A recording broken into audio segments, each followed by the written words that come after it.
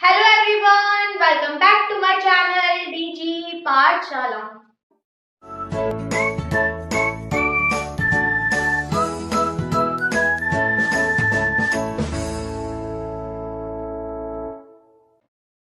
Guys, आज की video में हम एक्सक्रीटरी सिस्टम के प्रीवियस ईयर्स के क्वेश्चंस करने वाले हैं।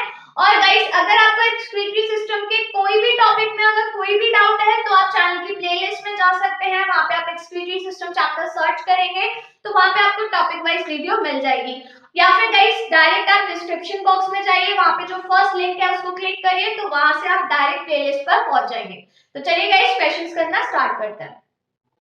So guys, first question is the diagram shows excretory system of a human beings. Guys, यहाँ पे डायग्राम गिवन है और ये जो डायग्राम है ये excretory system बता रहा है ह्यूमन बींग्स का। Study the same and then answer the question that follows. तो आपको ये जो पार्ट्स हैं, जो अलग अलग पार्ट्स गिवन है, इसके आपको आंसर्स देने हैं। गाइस, ये जो क्वेश्चन है ये 2013 में आया हुआ क्वेश्चन है और ये जो पूरा क्वेश्चन है ये 5 मार्क्स का क्वेश्चन है। क्लियर? तो डायग्राम को देखकर डायग्राम के बेसिस पर आपको ये जो पार्ट्स गिवन है उसके आंसर्स देने हैं।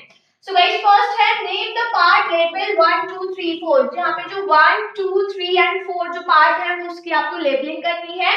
गाइस, अब लेबलिंग कैसे करेंगे उसको समझिएगा।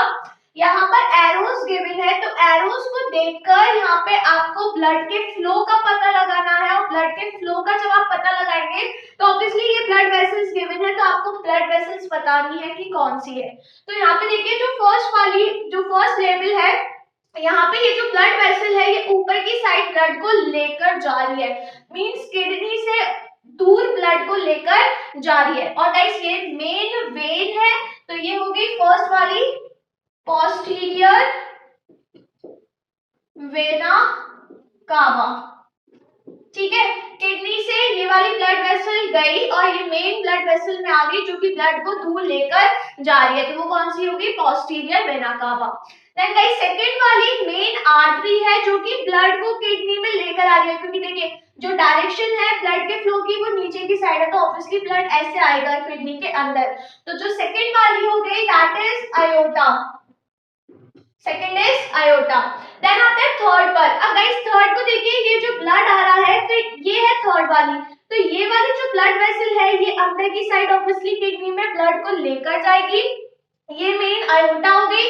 फिर आयोटा सब आर्टरी में डिवाइड हो जाती है, दैट इज जो किडनी के अंदर जा रही है, तो ये कौन सी हो गई? रीनल आर्टरी, क्योंकि रीनल आर्टरी किडनी के अंदर ब्लड को लेकर जाती है। एंड देन लास्ट फोर्थ वाले की बात करते हैं तो गाइस फोर्थ वाली यहाँ से निकल रही है और ये फिर ऊपर इसमें मिल गई है, तो ये जो ब्लड को किडनी से दूर लेकर आ रही है दैट इज रीनल वेन। तो ये हो गई रीनल वेन। क्लियर? तो गाइस यहाँ पे एरोस की हेल्प से आपको ब्लड का जो फ्लो है वो समझना है, उस बेसिस पर आप ब्लड वेसल्स बता सकते हैं। देन आते हैं नेक्स्ट पार्ट पर, give the main function of the part label 5 6 7 8। Guys यहाँ पे जो 5 6 7 और 8 वाले पार्ट है इनके आपको मेन फंक्शन बताना है। तो पहले तो आपको पता लगाना होगा कि ये पार्ट कौन कौन से है। तो पहले आते हैं पार्ट फिफ्थ पर। गाइस जो फिफ्थ वाला पार्ट है ये, तो this is ureter. Guys ureter का फंक्शन बताना है आपको, तो पहले आप लिखेंगे फिफ्थ वाला पार्ट कौन सा है? यूरेटर, और फिर आप उसका फंक्शन लिखेंगे। मैंने ऑलरेडी आंसर लिखकर रखे हैं ताकि टाइम वेस्ट ना हो सके। तो गाइस यूरेटर का फंक्शन होता है carry urine from kidney to urinary bladder. जो यूरेटर होता है ये यूरिन को किडनी से यूरिनरी ब्लैडर में फ्लो करवाता है ना, कैरी ऑन करता है। देन नेक्स्ट है सिक्स्थ वाला पार्ट। गाइस ये जो सिक्स्थ वाला पार्ट है दिस इज यूरिनरी ब्लैडर, और यूरिनरी ब्लैडर का फंक्शन होता है that it contain urine till it is released out. Guys जो यूरिनरी ब्लैडर होता है ये टेम्पररी यूरिन को स्टोर करके रखता है, तब तक यूरिन को स्टोर करके रखता है जब तक यूरिन बाहर रिलीज आउट ना हो जाए। क्लियर? देन सेवेंथ वाला पार्ट इज स्प्लिंटर मसल्स। देख सकते हैं आप, ये जो सेवेंथ वाला पार्ट है ये मसल्स होती है जिसको कहा जाता है स्प्लिंटर मसल्स। और गाइस इन मसल्स का फंक्शन होता है that it regulates involuntary control of urine flow from urinary bladder to urethra. Guys ये जो मसल्स होती है ये यूरिन के फ्लो को रेगुलेट करती है from urinary bladder to urethra. ठीक है, गार्ड करती है, मतलब जो यूरेथ्रा की ओपनिंग होती है उसको ये गार्ड करती है, तो रेगुलेट करती है यूरिन के फ्लो को। Clear? Then guys urethra. Guys urethra का फंक्शन होता है that it is the passage through which urine is given out of the body.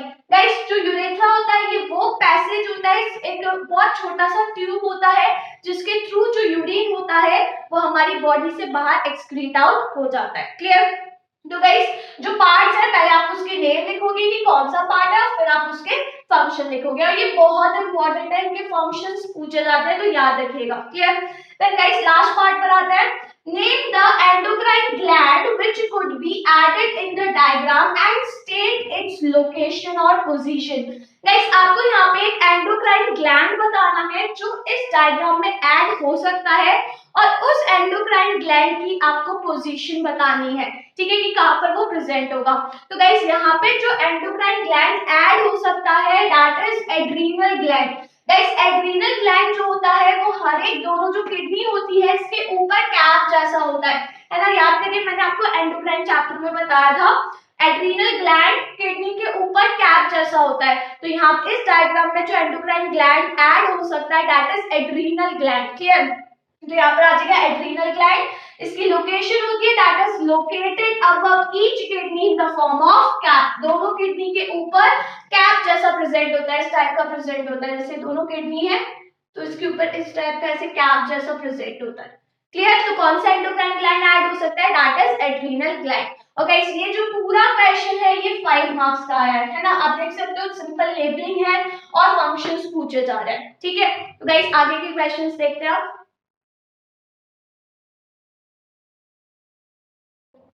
Guys, next question is name the following the structural and the functional unit of kidney. Guys, kidney की structural and functional unit बतानी है that is nephron। बहुत important question है, याद रखिएगा क्या होता है नेफ्रॉन।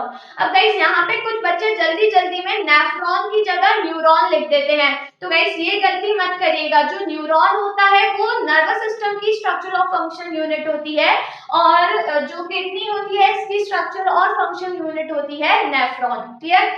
Then next question है diagram based question है, study the diagram given below and then answer the questions that follows। Guys ये भी जो question आता है ये 5 मार्क्स का आता है। जो फर्स्ट वाला क्वेश्चन है ये 1 मार्क्स का होता है, और ये जो पूरा डायग्राम बेस्ड क्वेश्चन है ये 5 मार्क्स में आता है।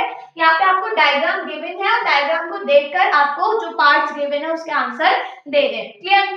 Then next first part है name the region of in the kidney where the above structure is present। Guys आपको किडनी का रीजन बताना है जहाँ पे ये जो स्ट्रक्चर है ये प्रेजेंट होता है। तो ये स्ट्रक्चर है बोमेन्स कैप्सूल का, और गाइस जो बोमेन्स कैप्सूल होता है वो किडनी के कॉर्टेक्स वाले पार्ट में प्रेजेंट होता है, क्योंकि जो किडनी होती है उसके 2 रीजन होते हैं, कॉर्टेक्स और एक मेडुला।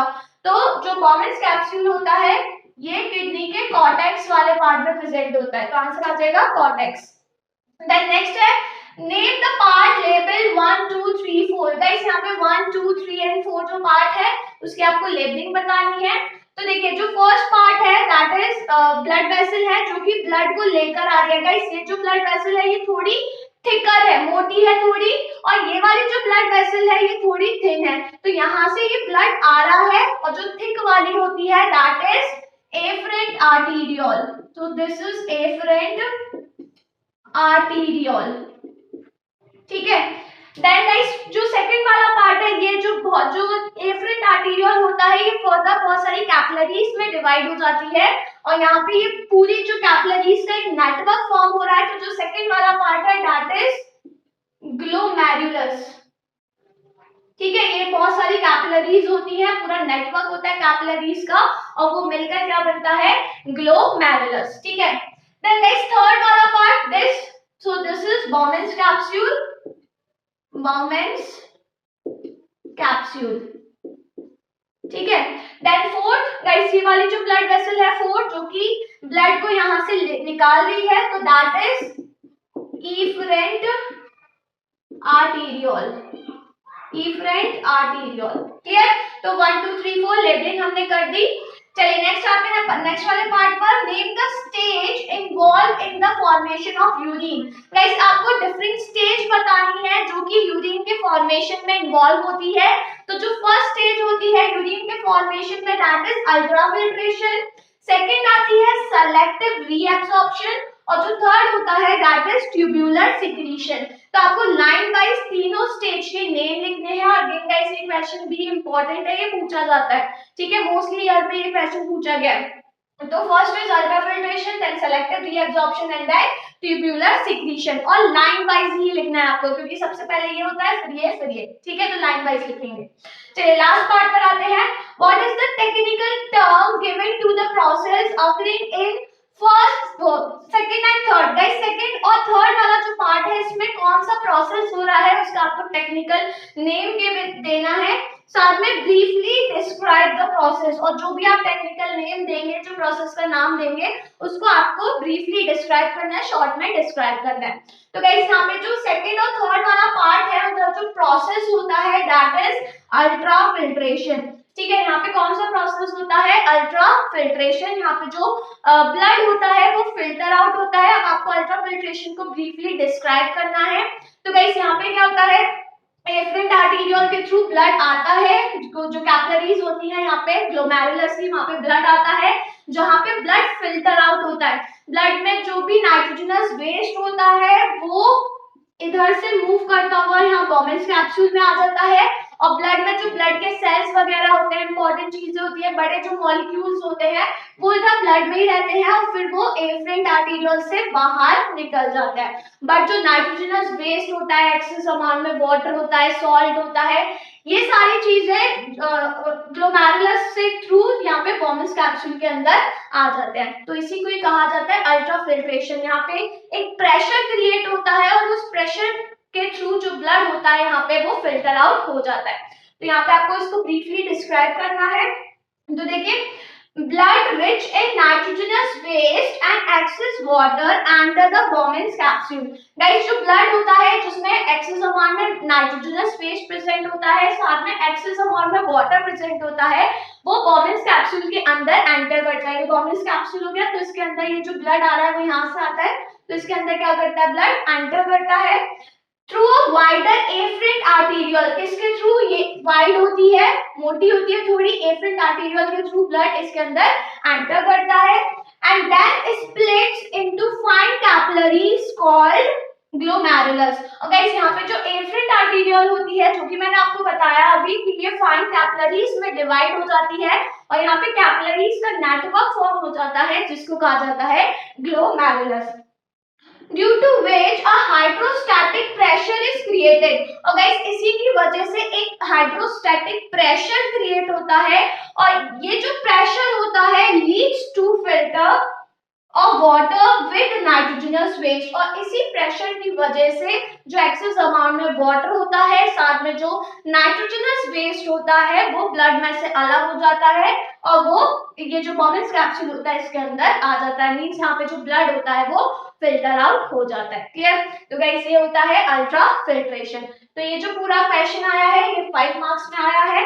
डायग्राम याद रखना है, डायग्राम को देखकर ही आपको क्वेश्चंस के आंसर्स देने होंगे। क्लियर? चलिए गाइस आगे की क्वेश्चंस देखते हैं।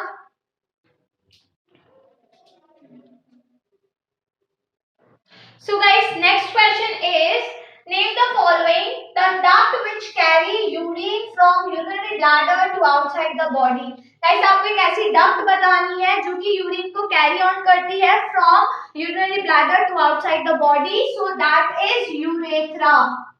ठीक है, यूरेथ्रा जो होती है ये डक्ट होती है जो कि यूरिन को कैरी करती है from urinary bladder to outside the body, मतलब ट्यूब जैसा स्ट्रक्चर होता है। ठीक है, then next is the knot of blood capillaries enclosed by Bowman's capsule। Guys आपको नॉट बतानी है ब्लड कैपिलरीज की जो कि Bowman's capsule में प्रेजेंट होती है, so that is glomerulus, glomerulus। Clear? Then next is the part of the nephron reabsorb most of the glomerular filtrate। Guys आपको यहाँ पे नेफ्रॉन का पार्ट बताना है जहाँ पे सबसे ज्यादा जो रीएब्सॉर्प्शन होता है वो अगर होता है, मीन सबसे ज्यादा जो ग्लोमेरुलर फिल्ट्रेट होता है वो रीएब्सॉर्ब कौन से पार्ट में होता है, नेफ्रॉन के कौन से पार्ट में होता है, so that is proximal convoluted tubule, जिसको शॉर्ट में कहा जाता है पीसीटी। जो पीसीटी होता है प्रॉक्सिमल कॉन्वोल्यूटेड टिब्यूल, उधर सबसे ज्यादा रीएब्सॉर्प्शन होता है। क्लियर? ये गाइस याद रखिएगा क्योंकि ये इंपॉर्टेंट क्वेश्चन है। देन नेक्स्ट है the part of uriniferous tubule does the function of tubular secretion. Guys यहाँ पे आपको यूरिनिफेरस ट्यूब्यूल का पार्ट बताना है जहां पर जो ट्यूबुलर सिक्रीशन होता है वो अकर होता है। So that is distal convoluted tubule, जिसको शॉर्ट में कहा जाता है DCT। गाइस जो डिस्टल कॉन्वोल्यूटेड ट्यूब्यूल होता है यहीं पर क्या होता है, ट्यूब्यूलर सिक्रीशन होता है। जो लास्ट जो प्रोसेस आता है ट्यूब्यूलर सिक्रीशन का होता है DCT में। Then next is name the vein that carries deoxygenated blood from the kidney. Guys आपको यहाँ पे वेन बतानी है जो कि डीऑक्सीजनेटेड ब्लड को कैरी करती है फ्रॉम द किडनी।